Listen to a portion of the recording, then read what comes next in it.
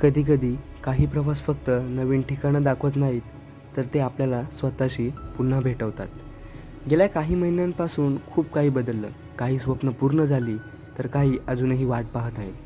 पण या सगळ्यात एक इच्छा मात्र कायम होती, ते म्हणजे एकदा तरी वृंदावन अनुभवायचं. आणि आता ती वेळ आली आहे. ही फक्त एक ट्रिप नाही, तर हा एक अनुभव आहे. प्रत्येक रस्ता, प्रत्येक मंदिर, प्रत्येक क्षण आणि त्या प्रत्येक क्षणांमागची एक कथा. पण यावेळी मी फक्त आठवणी घेऊन परत येणार नाही, तर यावेळी मी तुम्हाला सगळ्यांना माझ्यासोबत घेऊन जाणार आहे. जेव्हा तुम्ही हा व्हिडिओ पाहत असाल, तेव्हा आम्ही आधीच वृंदावनमध्ये असू.